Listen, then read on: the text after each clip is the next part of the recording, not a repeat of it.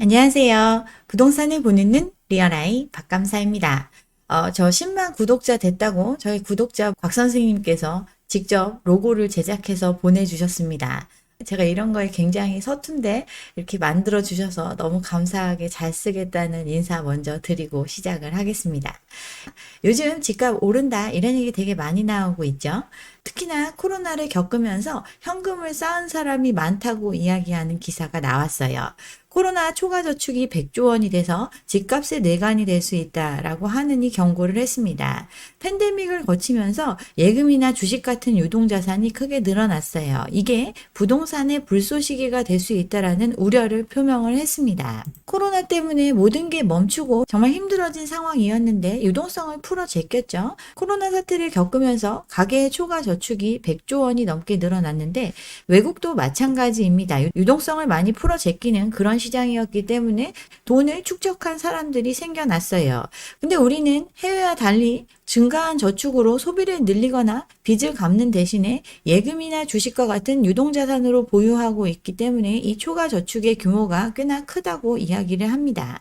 통상적으로 초과 저축이 생기면 우리 그 돈 쓰죠. 아니면 빚을 갚는 데 씁니다. 또 이 돈을 활용해서 투자를 하려고 해요. 미국 같은 경우는 팬데믹 직후에 초과 저축이 급증했다가 소비 등으로 쓰이면서 빠르게 줄어들고 있는데 우리는 추가 소비로 이어지지 않았습니다. 소비를 늘리거나 빚을 갚는 게 아니라 향후 추이를 관망하면서 일단 돈으로 가지고 있습니다. 투자를 대기하고 있는 모습이라고 볼 수 있겠죠. 쓰고 싶은 거 안 쓰고 모은 돈이죠. 주택 가격이 다시 반등한다고 하니까 이거 빚 갚느니 다시 집을 사서 또 한번 뻥튀기 할 수 있는 기회가 있지 않으려나 이렇게 대기하고 있는 자금이 이만큼 쌓여 있고 이게 다시 부동산 시장으로 들어오면 또 집값은 들썩일 수 있다. 이런 기대감을 주는 기사입니다. 빚 문제로 굉장히 심각한 상황임에도 빚 갚는데도 이 돈을 쓰지 않고 있어요. 소비도 안 하고 빚도 안 갚고 투자, 즉 부동산 상승에 대한 기대를 목적으로 현금을 보유하고 있는 그런 성향을 보이고 있습니다. 시중에 초과 저축이 이렇게 많이 있으니까 다시 시장이 반등하고 있는 이 상황에서 더 큰 폭으로 올라갈 수 있을 거다 이렇게 기대를 합니다. 이때 돈을 쓰지도 않고 빚도 안 갚고 투자를 대기하고 있으니까 이게 부동산 시장에 다시 들어오면 지금 떨어진 건 순식간에 회복이 되고 더 올라가는 상황이 연출될 것이다. 이런 기대를 가지고 있어요.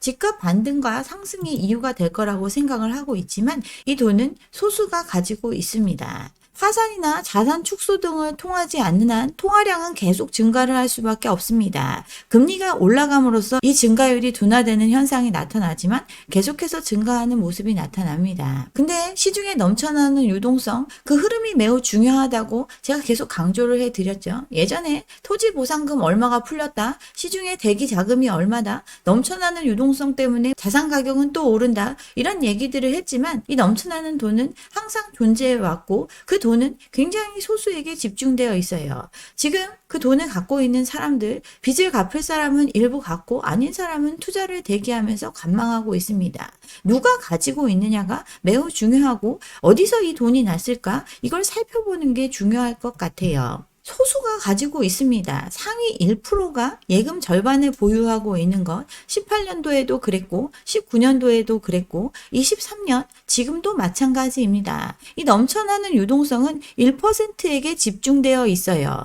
22년 말의 기사인데 상위 0.03%가 절반을 차지할 정도로 은행 예금이 양극화됐죠.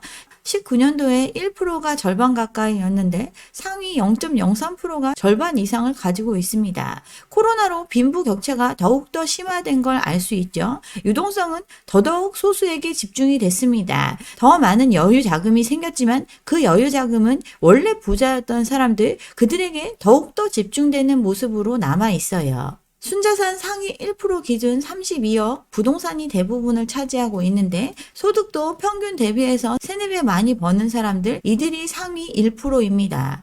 이들의 금융자산 보면 9억 정도 되죠. 그 중에 85%가 저축액입니다. 부동산 시장을 뜨겁게 만들어줄 수 있는 초과 저축이라는 그 100조 원의 돈 상위 1%가 가지고 있다고 봐도 과언이 아니에요.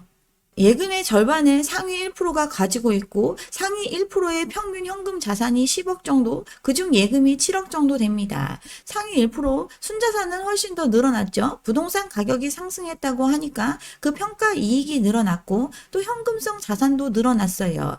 그동안 갖고 있었던 자산을 익절하면서 현금성 자산도 더 늘어나는 모습이 나타났죠. 초과저축 100조는 일반인이 갖고 있는 게 아니라 부자가 가지고 있습니다. 일반인은 어떻죠? 가계 순자산 평균 5천만 원이 감소를 했어요. 집을 갖고 있는 사람들, 집값이 올라서 부자된 느낌을 누리고 있었지만 그 집은 여전히 대출은 갚지 못하고 계속 보유하고 있는데 집값이 떨어지니까 순자산은 오히려 감소하는 모습이 나타났어요. 집값이 떨어지니까 이 부채를 감당할 수 있는 능력은 더더욱 떨어지고 있는 힘겨운 상황에 처해 있습니다. 부동산 침체의 영향으로 가계 순자산이 사상 최초로 감소를 하고 국민 순자산은 늘어났는데 가계 부문은 오히려 감소하는 모습이 나타난 것, 국민의 대부분이 자산을 부동산에 쏟아붓기 때문에 그런 결과를 받게 된 거죠. 시중에 초과 저축이 100조라는데 가계 순자산은 평균 5천만 원씩 감소를 했습니다. 실제 유동성 파티의 결과물은 소수의 부자에게 다 돌아갔어요. 이 기간 동안 돈을 벌 수 있었던 사람들, 판 사람들이 돈을 모을 수 있었습니다. 제일 매도인 분양은 뒤로 미룬 채 지금 현금을 잔뜩 확보하고 있죠. 이미 분양한 물건들 2, 3년에 걸쳐서 그 대금을 받고 있기 때문에 계속해서 이 부동산을 분양받은 사람들은 빚을 지고 이 대금을 지불하고 있고 이렇게 걷어들인 돈이 차곡차곡 쌓이고 있습니다. 또 여러 채 집을 소유하면서 이 부동산 화랑을 틈타 이 자산을 처분한 사람들 팔고 현금을 보유하고 있습니다. 그러니 사상 초유의 초과 저축액을 쌓을 수 있게 된 거죠. 한두 채 갖고 있는 사람들도 팔고 현금 보유하고 갈아타기를 하려고 기다리고 있습니다. 또 돈은 있지만 기회를 기다리는 사람들, 역전세를 통해서 오히려 목돈을 회수하면서 현금을 보유하고 있어요. 그 과정에서 여유가 있는 사람들은 부채를 줄이고 나머지는 돈으로 이걸 가지고 시장을 관망하고 있습니다. 여전히 정리하고 있죠. 매도 물건이 늘어나고 있습니다. 그동안 꽁꽁 얼어붙었던 시장, 정책을 통해서 사람들 들어오라고 하니까 또 들어오는 사람이 생겨났고 이게 기회다 하면서 팔고 싶어 하는 사람들은 급증을 했습니다. 서울의 아파트 매도 물량 6개월 전보다 30%가 늘어났고 경기도, 인천 그동안 공급이 많았고 GTX 호재, 온갖 호재로 분양받은 것보다 두세 배 오른 물건 가지고 있는 사람들 이 물건을 팔겠다고 내놓는 물량이 이 시기를 틈타서 급증을 하고 있습니다. 시장이 혼조세라고 하는데 지금 팔려고 내놓은 사람들 전세금도 못 돌려주는 역전세 상황에 있는 사람들이 부지기수죠. 전세금을 어디서 꼬아서 돌려주는 것보다는 많이 올랐다고 하니까 차익을 실현하고자 매물로 내놓고 있습니다. 그런데 매수인들은 지금이 마지막 저점이라는 인식에 지금 또 사겠다고 이 불안한 시장을 기웃거리고 있습니다.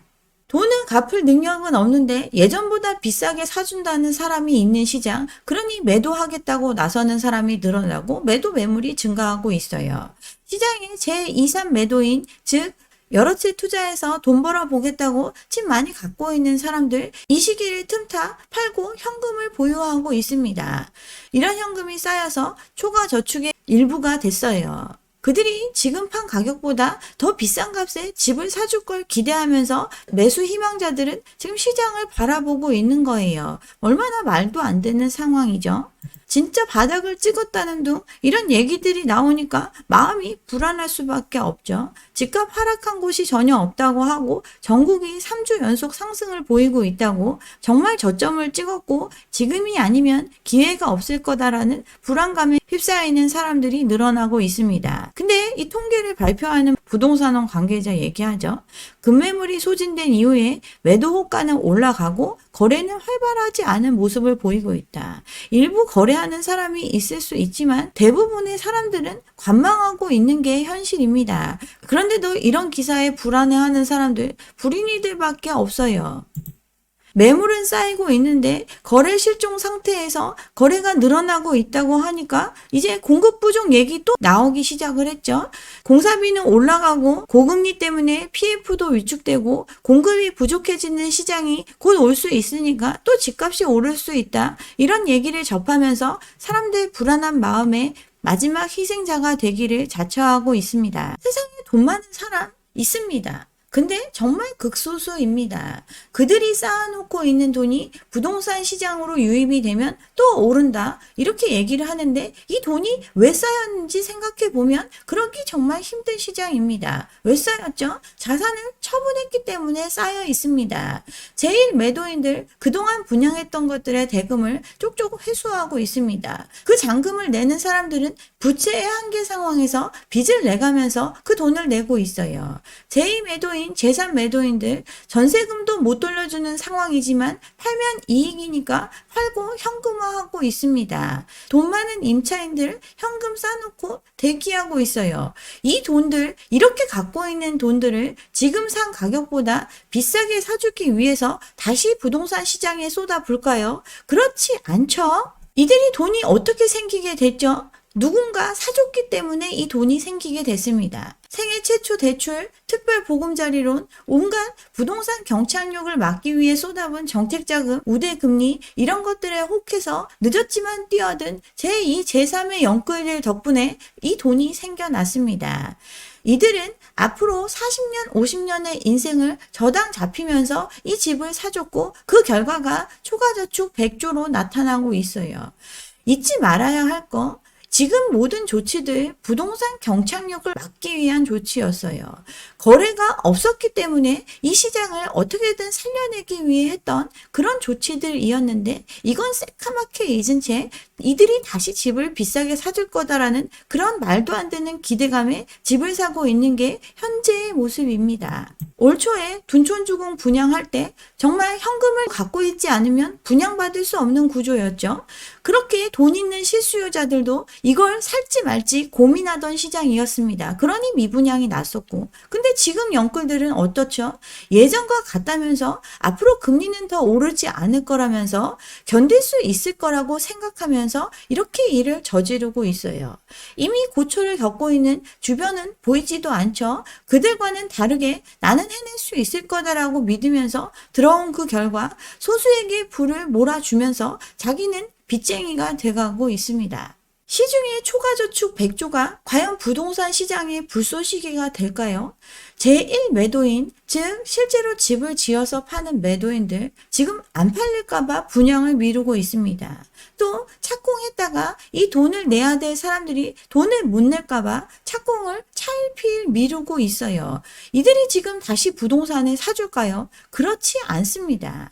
그럼 여러 채 가지고 있다가 익절한 사람들, 부동산을 팔아서 현금을 보유한 이들이 다시 부동산을 사줄까요? 물론 사줄 수 있죠. 그렇지만 지금 자기가 판 가격보다 낮은 가격에 사길 원하지 더 비싸게 사줄 이유가 없습니다.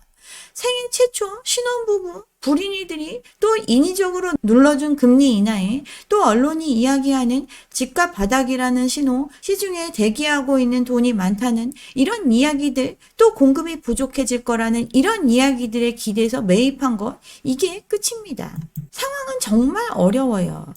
지금 기업 대출 금리 5% 시대이죠. 수출 기업의 절반이 자금 조달의 어려움을 호소하고 있습니다. 연초보다 더 악화되고 있습니다. 자금 사정이 어려워졌다고 이야기하는 기업이 10중 8입니다. 돈이 마르는 시기이니까 이들 돈 구하는데 어려움을 겪고 있고 경기는 점점 어려워지고 있습니다. 저축은행 예금금리 다시 오르고 있죠. 왜 금리를 많이 주면서 예금을 유치하려고 할까요? 그만큼 이금융권 자금 확보가 필요한 상황이고 조달금리의 상승은 대출금리의 상승으로 이어지는 것 자명한 결과입니다. 금리가 안정세를 보이기 어려운 상황이에요. 이렇게 금리가 오르는데 가계 대출은 한 달 새에 1조 원이 넘게 늘었죠. 특히 오름폭은 갈수록 커져가고 있습니다. 집값이 오를 거다라는 기대감에 금리가 올라가도 대출을 받고 있습니다. 부동산 시장이 침체하다 보니까 정부가 올해 들어서 각종 대출 규제를 완화해 줬습니다. 그러다 보니까 주담대 증가 속도가 기하급수적으로 늘어나고 있어요.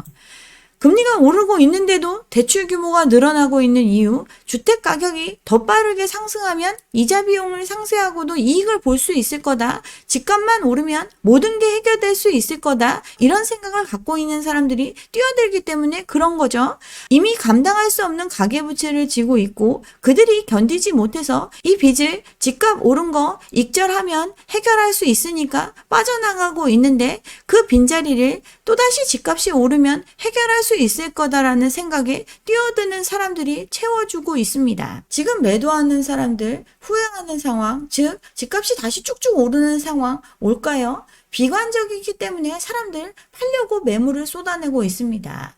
근데 사는 사람들은 다시 오를 거다라는 그 기대감으로 사고 있는 시장이에요. 서울 아파트 거래량 13대책 나오기 전을 보면 처참한 수준이죠. 거의 거래가 없는 1000건도 안 되는 거래량을 반년 넘게 보여왔던 시장입니다. 이 1000건도 안 되는 거래량에 SH, LH 매입분이 포함된 정도, 즉 아예 거래가 없는 시장, 아무도 사지 않는 그 정도로 꽁꽁 얼어붙었던 상황이었어요. 이 상황이 달라진 것 13대책 이후 대출을 해주기 시작한 이후에 늘어나게 됐습니다. 근데 늘어나는 수치, 폭발적인 수치로 늘어나지 못하고 3000건대 유지하면서 그냥저냥 가고 있습니다.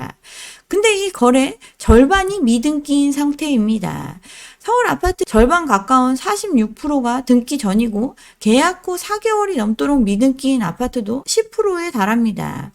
집값 띄우기 목적에 이상 거래도 섞여 있는 이런 상황입니다. 집을 일단 사겠다고 계약을 해도 이 잔금을 치르려면 내 집이 팔려야 치를 수 있으니 그 기간을 길게 잡고 있는데 그 안에 팔려야 되는데 지금과 같은 연끌이 계속 들어와 줘야 되는데 이게 계속 지속될 수 있을까요? 1월 대책 이후에 늘어난 거래량 5월부터 지금까지 계속 비슷한 수준을 보이고 있습니다. 약발이 다해가고 있어요. 이런 상황에서 매물을 내놓는 사람들은 전세금 돌려주려면 빚내야 되고 차라리 익절해서 이 상황을 정리하겠다는 사람들입니다. 이 상황을 정리한 후에 그들이 산 것보다 비싸게 사줄 사람 없죠? 제발 지금 상황에 동요하지 않으셨으면 좋겠어요. 네, 여기까지 오늘 준비한 내용이고요. 오늘 제 영상이 좋았다면 좋아요와 구독 잊지 마시고 다음 영상도 함께 해주시기 바랍니다. 감사합니다.